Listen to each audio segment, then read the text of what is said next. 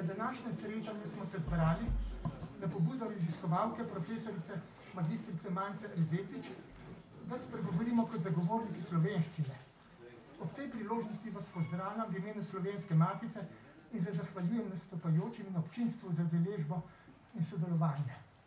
Posebej pozdravljam tudi poslanko Državnega zbora, magistrico Ilijano Bizjak-Mlakar, ki je kot nekdanja oziroma dosedanja ministrica za kulturo izkazala veliko zavzetost za slovenski jezik.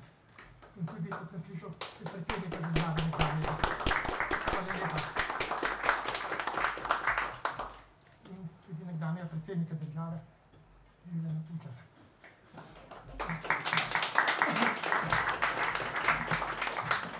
Seveda vse vas častim. Spoštovani dragi gostje. Za uvod pa naj navedem nekaj dejstev povezanih z današnjo temo.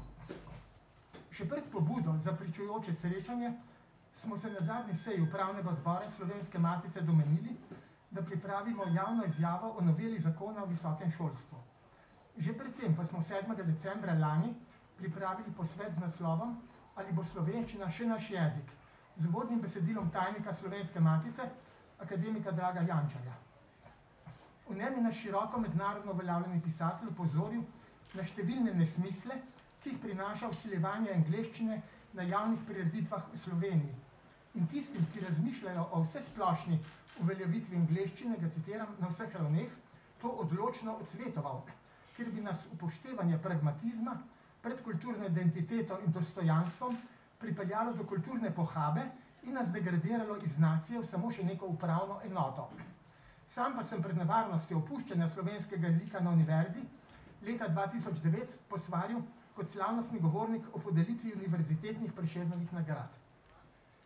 Ko smo si Slovenci v 19. stoletju prizadevali za svoj jezik v šolstvu, so nam privrženci nemškega jezika in kulture učitali jezikovno nerazvitost in pomanjkanje učnih knjig v slovenščini in se radi sklicevali na epizodo z Državnega zbora, ko je Nastazij Green ponazoril našo kulturno revščino, češ da lahko se naše knjige spravijo v sam robec. Zato si je za razširjenost učnih pripomočkov po ustanovitvi pred 152 leti prizadevala že Slovenska matica in najprej izdajala tudi učbenike. Objavljala je znanstvene knjige z različnih področij ter pripravila našo prvo znanstveno terminologijo. Sicer pa je bil njen namen doseči kulturno in znanstveno uveljavitev Slovencev, zato si je prizadevala za ustanovitev Slovenske univerze in Akademije znanosti in umetnosti.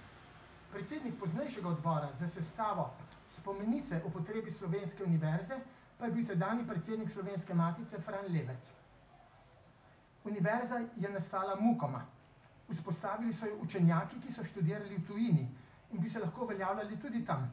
A jih je zavest pripadnosti slovenstvu zavezovala, da so šteli za osnovno poslanstvo osnovati svoje vede v slovenskem jeziku na Slovenski univerzi in tako dvigniti slovenski narod okrog drugih kulturnih narodov ter ga vsestransko afirmirati. V slovenskem jeziku pa so na njej sodelovali tudi pri nas naseljeni profesori tujega rodu. To pa slovenskim profesorjem nikakor ni preprečevalo, da bi kot znanstveniki ne komunicirali s svetom tudi v tujejezičnih besedilih, tako kot tudi ne prečuje njihovim današnjim naslednikom. Ob naraščajočih težnjah po Slovenski univerzi so si nekateri že v 19. stoletju prizadevali, da ne bi bila slovenska, marveč internacionalna, vendar iz utopičnih ili rističnih pričakovanj, da se bodo jeziki južnoslovanskih narodov zlili v en sam jezik.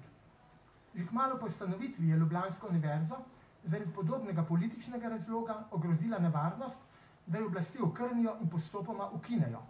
Kot navidezna v resnici ideološka vera se je namreč zanje izkazoval prav slovenski jezik. Tega se je odločno zavedal Milan Vidmar, ki je z diplomatsko potezo pripomogel k njeni ohranitvi in ob 10-letnici Ljubljanske univerze kot njen tedanji rektor zapisal, da je nastala kot branik slovenstva, da je njena glavna naloga, citiram, izobraziti in posvetiti vse plasti ljudstva in jih s tem usposobiti za inteligentno obrambo domačije. Spoznal pa je tudi, da so njeni nasprotniki v njej videli najmočnejšo, mogočo čuvarko nevšečnega slovenskega jezika. Bil je sicer tehnik, a tudi humanist in mislec.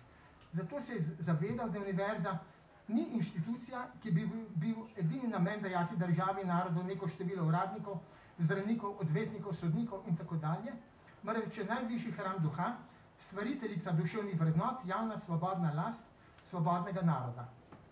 Humanisti so bili tudi med prvimi in redkimi poznejšimi rektorji, sicer pa je z naraščajočo tehnizacijo sveta in prevlado naravoslovnih znanosti postalo žal nekako samoumevno, da so vodili tehniki oziroma naravoslovci, tudi če niso premogli zavedanja, ki bi presegali zaprtost v razraščajočo se ozko specializacijo, ki mi je onemogočala, da bi se razvili uresničene intelektualce, ki bi lahko gledali na poslanstvo univerze širše, kot le stališča mednarodnega poznavanja svoje stroke in se pri tem zavedali odločilne vloge maternega jezika, tako pri razvoju lastnih ustvarjalnih sposobnosti, kot pri izoblikovanju lastne nacionalne identitete v odgovornosti do svoje domovine. Milan Vidmar je v spominih napisal tudi to, kako je na Dunaju, ko je prejemal zlato doktorsko diplomo, opazoval druge že ustarele odlikovance in ker so se mu zazdeli v obraz, kot je napisal nekam obrtniški, je začutil, da so po vsem videzu že zdavnaj krenili na pot pridobivanja, ki prav gotovo ni pot znanstvenega dela. In tedaj se mu je posvetilo, da so ga, citiram, 100-odstotni inženirji pravzaprav veliki barbari. Podobno druge pojasnjuje tudi arhitekt in humanist profesor Filip Kalan, češ da so bili tehniki nekoč širšega pogleda. Sam pa sem opažal, kako je dominacija naravoslovcev na univerzi vsiljevala svoje enostranske oziroma omejene poglede in izrecno tehnicistična merila tudi drugim področjem. In bil na sejah študijske komisije na Filozofski fakulteti večkrat priča razglabljanju o tem, da bi bilo potrebno razločevati med politehniko in univerzo, ki naj bi širila ustvarjalnega duha in spodbujala tudi daljnoviden razmislek o našem lastnem duhovnem in življenjskem položaju. Seveda z nakazovanjem takih razlik, ki se kažejo prav v osnovnem odnosu do jezika, kot izvora ustvarjalnega mišljenja, nikakor ne želim poglabljati takih nasprotij, še posebno ne na Slovenski matici, ki je že od začetka uspešno povezovala humanistično in naravoslovno znanost. Pojasniti želim le, da prihajajo pobude o za sodobni čas samoumevni vpeljavi angleščine kot jezika poučevanja na visokih šolah in strinjanje z njimi iz univerzitetno-inštitutskih vrst ekonomije in naravoslovja ter državnega uradništva, ki mu je zagovarjanje predloga novele zakona o visokem šolstvu službena dolžnost. Mnenja o tem so deljena tudi v drugih metovrstna nasprotja razpetih krogih. Na Slovenski akademiji znanosti in umetnosti vsaj 5. razred, torej razred umetnikov, te možnosti odločno nasprotuje. Sicer pa se pridružuje pobudi drugega filološkega razreda z njegovimi kritičnimi pripombami in predlaganimi spremembami oziroma dopolnitvami zakonskega predloga. Te ne izključujejo možnosti, da bi lahko tuji študenti za svoj denar poslušali predavanja o angleščini.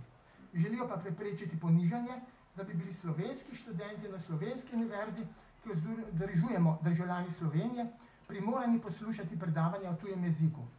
Prav to nezaslišanost pa dopušča oziroma omogoča predlagani zakon, ko pa v sprenevedajočem se vodnem izrecnemu znanilu, da je jezik poučevanja na univerzah slovenski, po vrsti navaja možnosti izjem. Že življenjske izkušnje pa nam povedo, da postane vsaka izjema kot precedens zelo kmalu pravilo. Že samo misel nekaj takega kaže ne le na izgubo posluha za narodno emancipacijo, ki ga je krnila že nekdanja vzgoja v Jugoslaviji in stopnjevalo življenje v razraščajoči se globalizaciji, marveč na vzkosrčno razumevanje maternega jezika, predvsem kot omejitve oziroma nevšečne komunikacijske ovire. Razlog za nasprotovanje takim pogledom temelji že v tem, da želimo tudi v Evropski zvezi ostati Slovenci to, kar smo, in da ne moremo pristati na to, da bi postali nekdo drug, da ne moremo pristati na le še okrnjeno identiteto, v kar bi nas usmerilo vsiljevanje tujega učnega jezika, ki bi končno povzročilo tudi siromašenje slovenskega jezika na znanstvenih področjih, ker ga je potrebno neprestano negovati in s tem splošno kulturno stagnacijo. Sklicevanje na evropske narode, ki so svoj jezik že izgubili ali ga kot lasten jezik znanosti zavrgli, na Irce ali Nizozemce, pa je več kot neprimerno in bi ga bilo mogoče upoštevati ne kot zgled, marveč kvečemu kot svarilo. Vstop v mednarodno znanost z zanikanjem lastnega jezika v šolskem procesu pa je kramarsko, ozkosrčno, pragmatistično in za naš narodni obstoj več kot kratkovidno in pogubno. Pot v taki smeri bi nas vodila natanko tja, od koder smo z ustanovitvijo univerze in pozneje akademije mukoma išli. Univerza bi namreč iz nekdanje čuvarke slovenskega jezika v danes izpričanem odnosu do njega postala njegova grobarka. Sprašujemo se lahko, ali nas je resnično zapustila životvorna moč, ki nam omogoča samostojno razmišljanje in ustvarjanje, ali pa je dokončno prevladal profitarski tehnokratski način mišljenja, kakršen je zaznamoval že narodno odpadništvo v 19. stoletju, ki se mu je uprl Prešeren. Če je tako, potem nam nista več potrebni niti univerza, niti država in lahko izničimo dosedanja prizadevanja požrtvovalnih in modrih generacij pred nami. Žal je treba danes samostojni državi v njeni 25-letnici univerzitetnim veljakom ponovno dopovedovati, da jezik ni le sredstvo sporazumevanja, ampak legitimacija naših duhovnih korenin, da se skozi uresničujemo na vseh področjih in da domovina ni le tam, kjer lažje preživimo, ampak v naši skupni zavesti, v duši in kulturi temeleči na izročilu, ki ga je definiral Trubar. In da je že samo tkivo jezikovnega gradiva, iz katerega so osnovali naši umetniki in znanstveniki, formata Ivana Cankarja in Izidora Cankarja, prežeto z vso našo zgodovino, kot je najlepše ponazori že Ivan Prijatelj. V duhu poplitvenega scientistično stehniziranego časa marsikomu v resnici zadošča že primitivna artikulacija, ko je najbrž mogoče brez težav tudi poangležiti. Toda vsaj v vednosti, ker jezik ne temelji na številkah, enopomenskih znakih ali formulah, slovenska beseda ni nekaj, kar je moč reducirati in enakovredno izreči v nematernem jeziku, kaj šele ta jezik nadomestiti.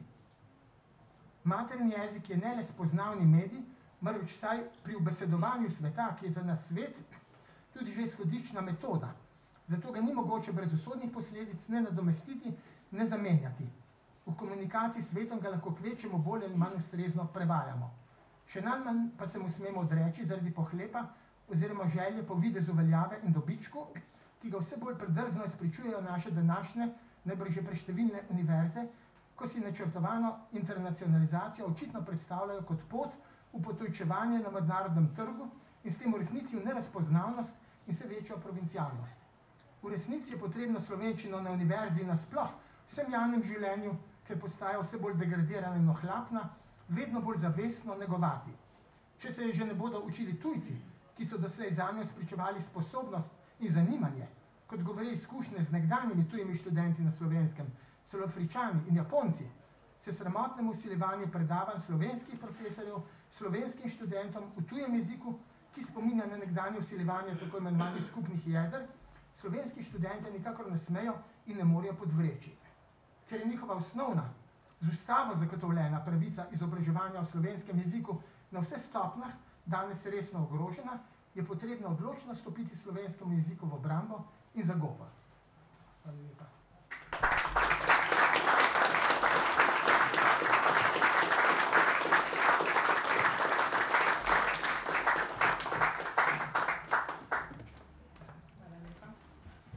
Spoštovane udeleženke, cenjeni udeleženci, dovolite mi, da vas prav lepo pozdravim tudi v svojem imenu.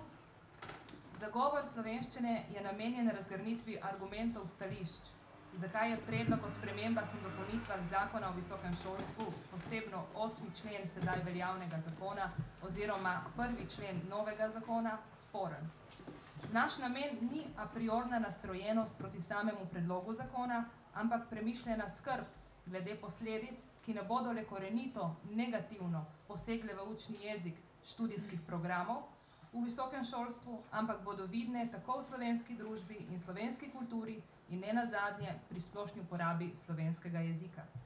Današnji udeleženci nismo zbrani na srečanju zato, ker bi bili radikalni nasprotniki predloga zakona zaradi akademskih, kulturnih, znanstvenih ali strokovnih principov, kot se nam v javnosti večkrat neupravičeno očita, ali zgolj zaradi ubranitve slovenskega jezika. Marveč želimo razgrniti duhovno-zgodovinsko ozadje, ki je še kako pomembno, kolikor želimo ohraniti slovenski učni jezik na univerzah. Želimo razgrniti dejstvo, ki ga vsi vemo, dejstvo, da bi morali, ukolikor bi res želeli zadostiti merilom, katere v členih narekuje tako imenovani ZVIS, spremeniti in spreobrniti celotno bolonjsko reformo, kar pa, roko na srce, tako Ministrstvo za izobraževanje, znanost in šport, kot tudi kulturno ministrstvo ni in ne bo naredilo. Zgodil se bo kulturni, jezikovni in akademski zdrs ob že tako precej okrnjenem nivoju slovenščine v znanstveni, strokovni in javni rabi. Dr. Evgen Bavčar, profesor Miroslav Košuta, akademik Niko Grafenauer, profesor dr. Borisa Novak, profesor dr. Dejan Komel in profesor dr. Milček Komel bodo skušali v svojih 10-minutnih nastopih predstaviti predvsem vidike, ki jih tako zagovorniki kot radikalni nasprotniki izpuščajo pri svojih argumentacijah, stališč predloga zakona. Prvi, ki pa ne bo direktno nastopil, temveč indirektno pristopil do vas z izjavo, bo profesor Boris Pahor. Najpomembnejše vidike in konkretna stališča glede dotičnega zakona oziroma 8. člena sem zbrala v 22-minutnem videoposnetku, ki odpira zanimive poglede človeka, ki je živel in preživel 20. stoletje v vseh odtenkih dobrega in zla. Nastopajoče vam bo v nadaljevanju nekoliko podrobneje predstavljala profesorica doktorica Tatjana Rojc, ki bo pogovore z samimi udeleženci tudi povezovala. Najprej pa prisluhnimo pogledom Borisa Pahorja, strnjenim v nekakšne 3 sklope. Vprašanje o predlogu zakona, pogled na internacionalizacijo, globalizacijo in identiteto posameznika ter naroda, vrednost parcialnosti zaradi same vednosti globalnega, ter zgodovinski kontekst, ki je podlaga za sam jezik, torej za samo slovenščino. Hvala za pozornost. Absurd je to, ne, to nekaj nepojmljivega, to je da poklicati veliko psihologa za zdravljenje takega človeka, ki to predlaga, ne. Kako more nekdo Slovenec po vsem, kar je v zgodovini pretrpel za to, da je ostal zvest svoji identiteti, zdaj on sam to identiteto zanika s tem, da ne govori slovenščine. To je veliko nepojmljivo, ne, po moje, ne. Jaz sem rekel, da taki zvesti Penelopi, če rečemo, da je bila zvesta svoji identiteti, svojemu Odiseju, ne, je to plunec v obraz, če se nekaj takega dodi, ne. Kako če bi dali ni plunec v obraz, ne. Jaz mislim, da hujšega ne morem izraziti, ne. Ampak izrazim to, kar človek čuti, ne, kot negacijo,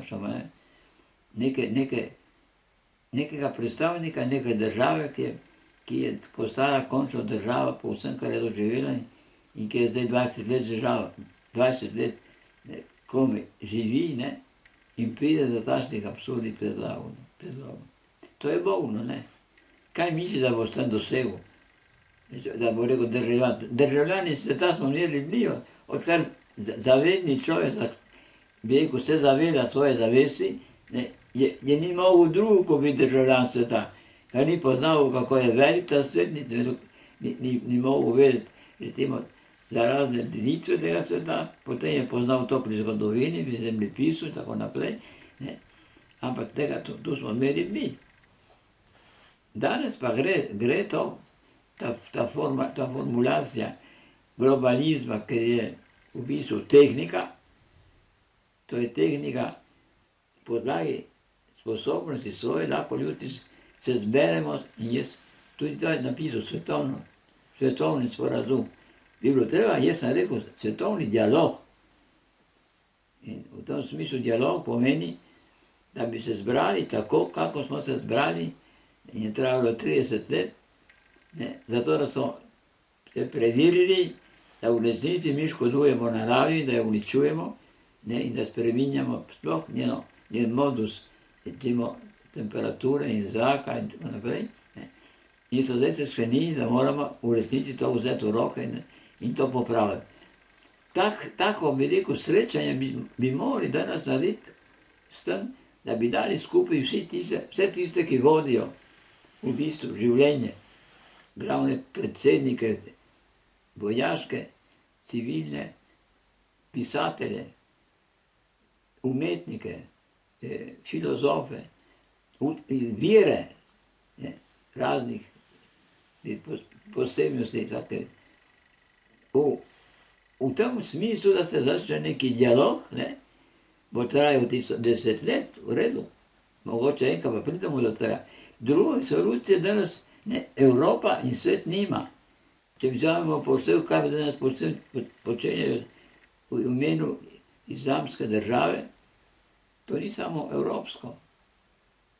Ali pa ni samo centralno evropsko, kako se govori o Evropi, kulture, Francije in tako naprej, je tudi recimo daljnih držav evropskih. In v bistvu je to problem sveta celega. Ne.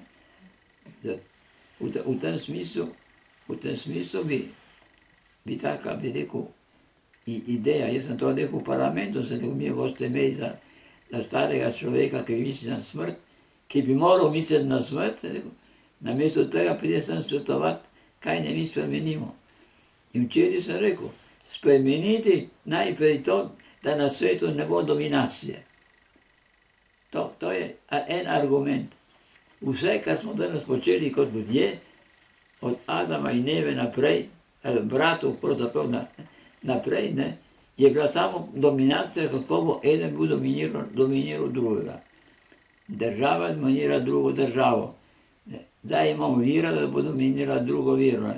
Glede na uporabo slovenskega jezika, mi pogrešujemo vsem tem, kar je odločila prejšnja oblast v imenu internacionalizma.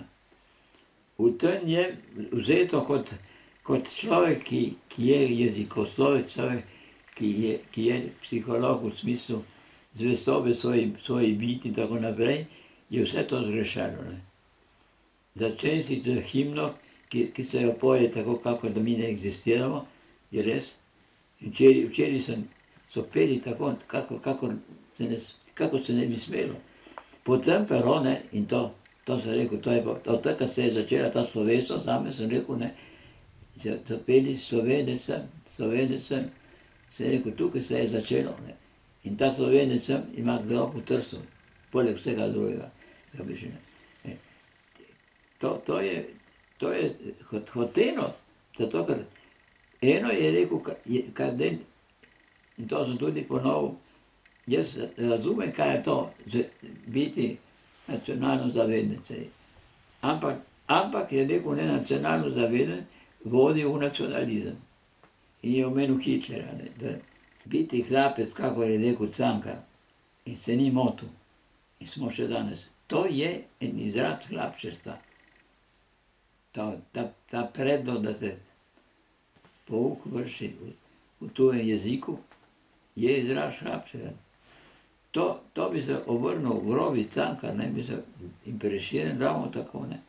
Tukaj bi se obrnil v grobu, ne. On je sicer govoril tukaj tudi nemško, italijansko, ne, ampak najprej je govoril slovensko. To je način hlapčestva, ne, ki pri svobodni državi danes ne bi smel niti pogovor ne bi smel peti, ne že v predlog, ne, neke mlade države, ne, svojo identiteto. Bavčar je rekel, to je neka vrsta fašizma. Jaz bi se tega bal, tega bi se ne bi omenil izraz. Danes večkrat omenijo, to je fašizem. In imel prej Umberto Eco, ki je rekel, ci sono 10 maniere per fascisti. Torej, te lahko ena iz teh manier, ne, je tudi ta, ne.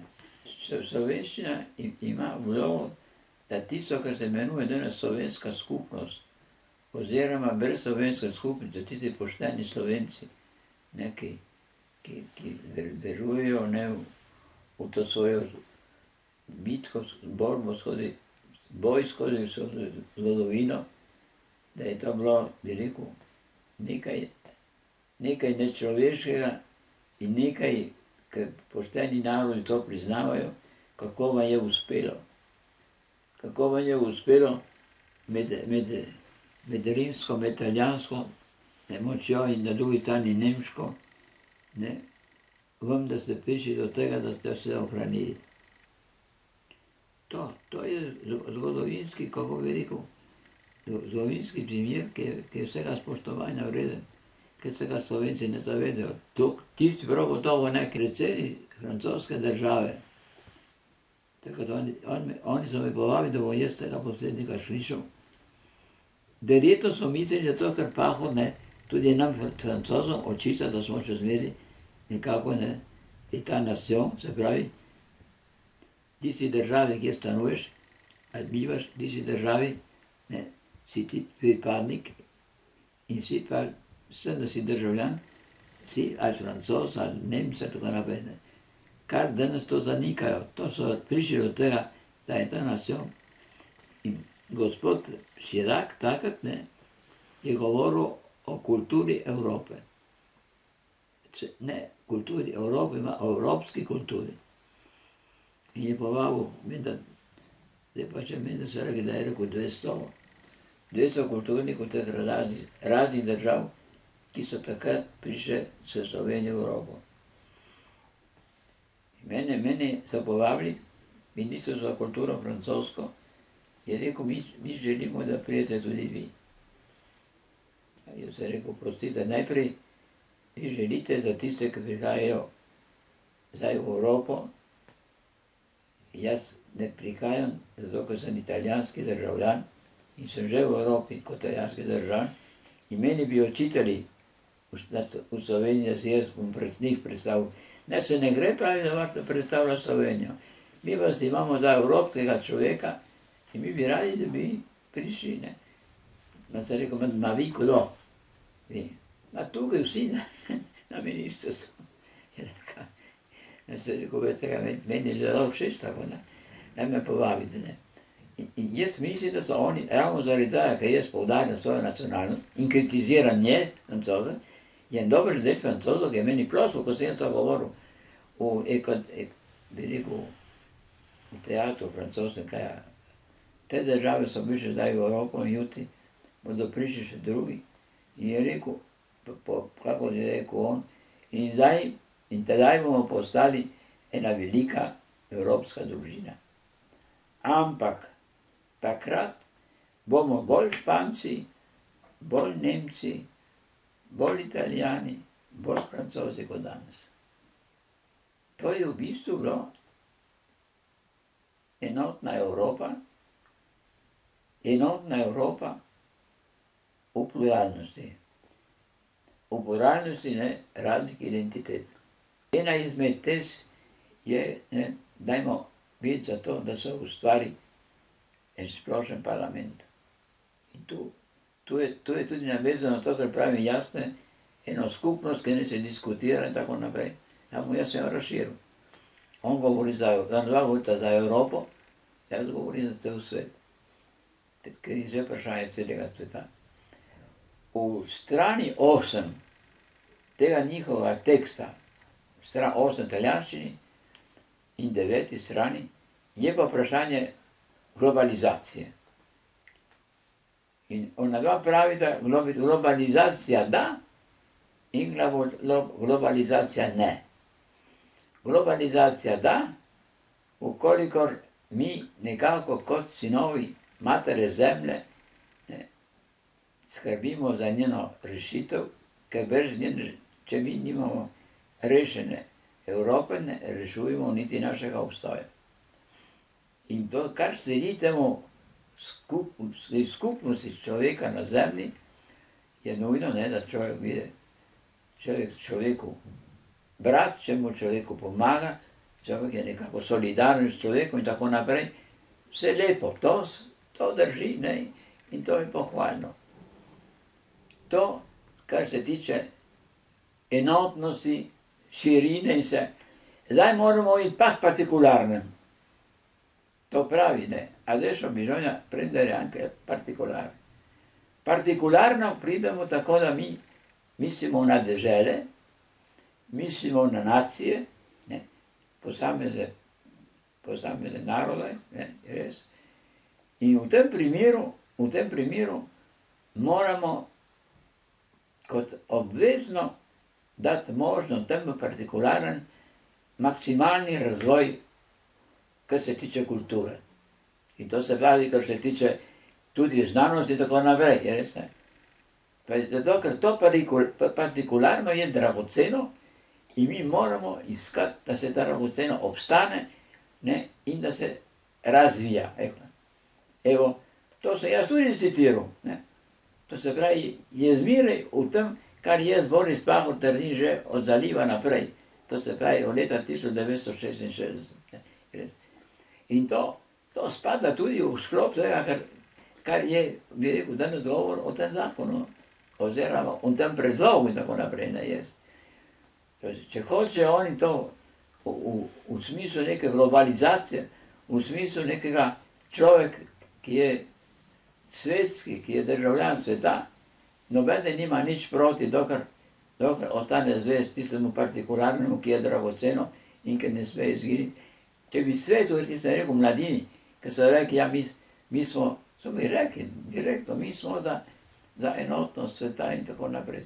Se je rekel, kaj mislite, da boste dosegli s tem, da boste vi za enotnost? O čem se boste vi pogovarjali v tem splošnem jeziku, v tej splošnem življenju? Ne boste govorili ne o zgodovini, ne boste govorili ne o zemljepisu, ne boste govorili. Tudi sam nogomet na ta način. Ne boste za nekoga vi potem šli, da boste v imenu italijanščine ali v imenu slovenščine se bojevali proti Francozom in tako naprej. To nima več nobenega smisla to. Psihološko to odpade, ne? Ali boste hoteli ustrajati? Ma če boste hoteli ustrajati, pridete na more, pridete na to, da bomo imeli partikularno, ki ima neko vrednost, ne? Oprosti, energo. Boste imeli dolgočasje pri tem novem svetu. Boste imeli generalno in splošno dolgočasje. Boste komi začeli želeti, da greste nazaj, ne?